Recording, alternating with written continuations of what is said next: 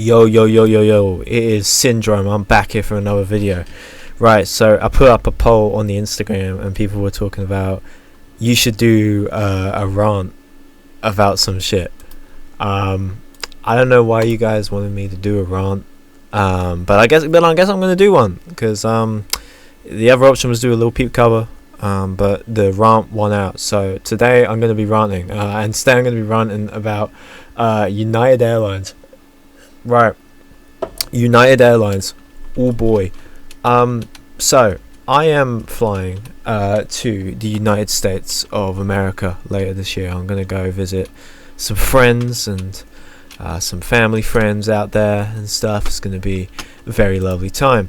And I'm going with a different airline because I was originally going to go back to America in February, right, earlier this year, but it didn't happen in the end because of just some stuff to do with my work and things like that. So that didn't happen, so I rescheduled again for later this year. I'm like, alright, cool, we've got it. And I went with United when I did the initial ticket in like February or whatever, because I had heard online that they were alright, and I was like, okay, you know what, I'm going to trust the Yanks, right? They say United's goods, will go for it. But oh my god, this is the worst airline I have ever worked with, ever, bro. Like, oh, bro, they suck. They just suck. So, like, for reference, I went to LA in 2025, as many of the Syndrome fans will know. And I went like with British Airways. I think it was British Airways on the way there, and there was American Airlines on the way back, or it was the other way around. I don't know why I did two separate airlines. I think it was like I had some sort of deal or some rubbish like that. I can't really remember, but that was the reason why. I think it was to do with the time I wanted to be in LA for and the time I wanted to leave and stuff like that. But yeah, British Airways, they were pretty good. The food was nice. The drink was nice. It was good service. It was pretty chill. They did the country proud, you know, British Airways and all. That was good. American Airlines, I had two flights. I had a flight going from LA to Chicago, and then I had a 12-hour layover in Chicago, and then I flew back to London, and that was all right, honestly. Like, I mean, the layover was awful, and it was annoying because originally the layover was going to be like 3 hours, and then they delayed it to 12. Which was, you know, a bit of an upgrade, just a bit. That was pretty annoying. But it really wasn't anything that awful.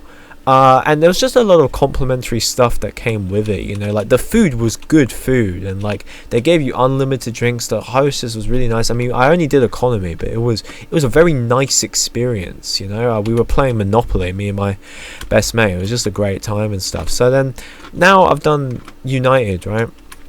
And it turns out that these guys have just been trying to fleece me, mate. Like, the entire time. This is the most fleecing company I've ever dealt with, right? So when I cancelled the tickets in bloody February because of just what was going on in my life, right? Rather than give me the, you know, 800 quid that I had spent on the fucking tickets back, they say no, mate. They said, no, we're not going to do that. They said, listen, you can only get a refund on your ticket if you do the refund 24 hours after buying a plane ticket.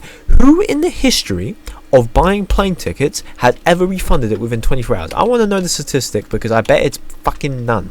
It's just absolutely ridiculous. It's such like a anti-consumer policy. So then I talked to their support team, and I got lucky, and I managed to refund, I don't know if it was like VAT they had charged on the plane ticket or some extra service charge. I had to change my flights at one point as well, because basically there was a point where I was going to be flying out of Chicago when I went back home, and then it changed to me flying out of St. Louis instead, because of I was meeting some people and stuff. But and I think I got that money back, so I got like 300 quid back, but it's basically just 500 quid down the drain. And then what they offer you instead is flight credit, which is basically you can spend that money on another flight. And I'm like, okay, what if I try to go somewhere other than the USA?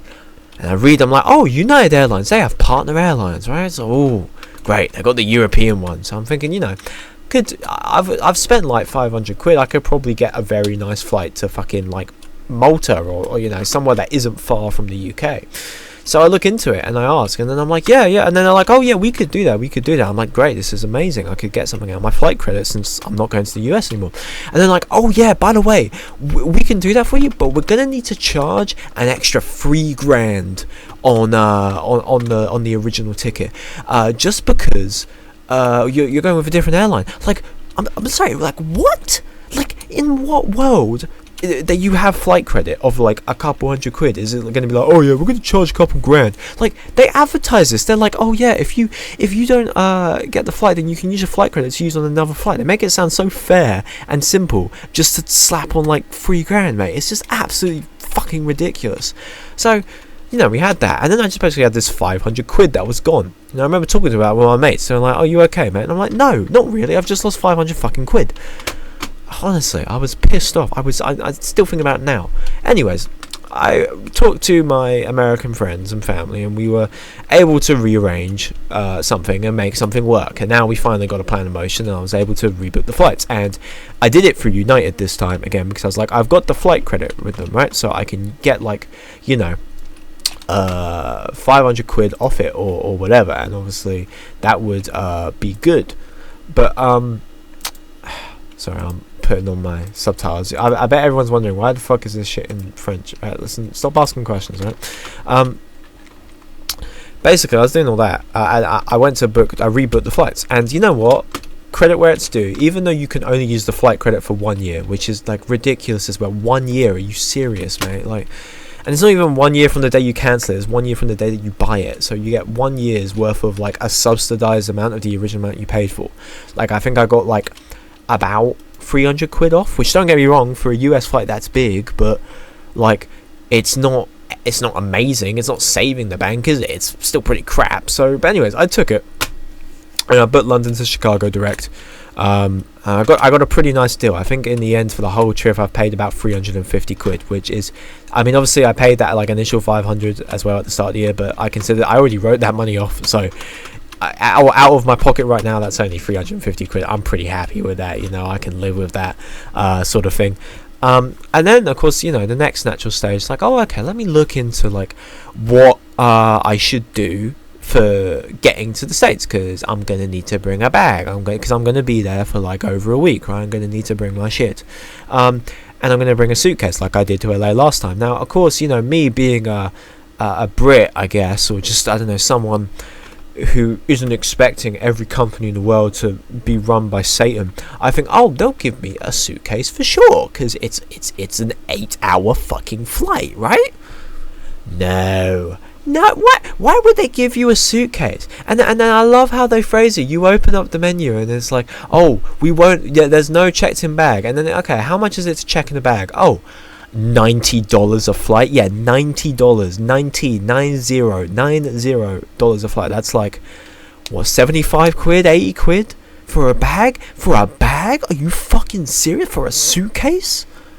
It's fucking nuts. It's just, it's oh my, I don't care what anyone says, that shit is ridiculous. If you pay that, you're a sucker, bro.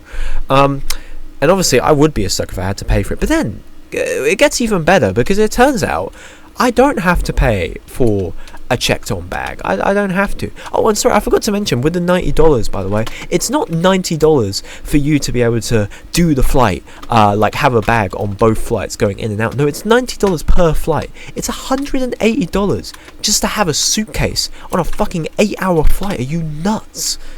Anyways, turns out that's all bollocks, because you can actually bring a suitcase onto the plane.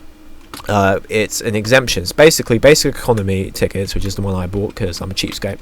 They don't allow you to have suitcases unless you are flying transatlantic, or I think it's over the Pacific. It's most international flights, not all, but most. I don't think it covers like Canada to America or America to Mexico or anything like that, but it does cover my situation being from Europe. So that's great. But they include it in the fine print. Like, to access this, you have to open up like 2 different menus on the bloody app to find it, and it's in like the most fine print. I just realized I need to do this. And it's, you know, it opens up like this tiny thing, and it's just this tiny thing that says, oh yeah, by the way, if you're flying transatlantic, you're exempt. So then I talked to United, and then I had to talk to an AI robot, because of course it was an AI robot, and they tell me, oh yeah, you don't need to pay for a bag, you're fine, mate. And then I talked to an actual United Airlines like worker on the chat thing, and they confirm with me, yep, this is the case, don't worry mate, you're good. So like, finally, you know, it looks like it's alright, but bear in mind, I haven't even set foot in getting on the plane yet. I mean, I put the time off work and everything, we've had all that, but I haven't even organised like how I'm getting to the airport yet. It's just step one. I'm just trying to have a bag, just being able to have the bit so I can sleep in my hotel in Chicago, mate. It's just so ridiculous. It's so ridiculous. I haven't even booked the fucking hotel yet, right? And it's this amount of issues. Like, United are just crap. I am never gonna fly with these fuckers ever again. I'm definitely gonna fly British Airways or American Airlines, because it's like, I wouldn't even mind flying American Airlines or British Airways if I'm paying more money, right? Because they are a bit more pricey because that's why one of the reasons I went with United. They had good deals, and then you get the shittest service. So yeah, that's a Brit complaining about United Airlines, and I've heard it's even worse for Americans as well, because if you have a basic economy flight for like a domestic flight, as in like a flight within the USA entirely, you are not entitled to a suitcase.